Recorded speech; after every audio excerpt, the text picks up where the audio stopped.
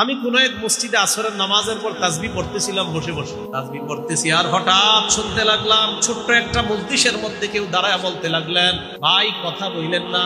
এরকম বলতে লাগলেন, এ ভাই আপনারা কথা বললেন না, এত সুন্দর কথা, মসজিদে কথা বলা ঠিক না। এটা বইলা বলতেছে, উনি কোন একটা হয়তো বক্তব্য দিবে কোথাও, তখন শুরুতে বলতেছে, কোন বান্দা যখন মসজিদে কথা বলে ফেরেশতা বলে, ইয়া ওয়ালিয়াল্লাহ উসকুত, হে আল্লাহর ওলি তুমি চুপ করো, হে আল্লাহর ওলি। আপনারা শুনছেন নি? এরপর বলে যদি চুপ না করে, হে আব্দুল্লাহ উসকুত, হে আল্লাহর বান্দা তুমি চুপ করো।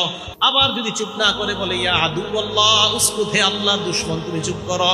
এটা আমি তাসবিহ পড়তেছি আর শুনতেছি। ওই ব্যক্তি বলতেছে আর বলে, আল্লাহ নবী বলছে কেউ যদি মসজিদে কথা বলে তাহলে ফেরেশতা বলে, হে আল্লাহর ওলি তুমি চুপ করো, হে আল্লাহর বান্দা তুমি চুপ করো, হে আল্লাহর দুশমন তুমি চুপ করো।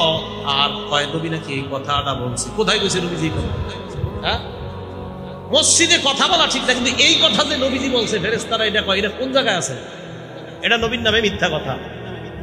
বলেন এটা নবীজির নামে কি কথা? না, এটা নবীর নামে মিথ্যা কথা, এটা নবীজি বলে নাই।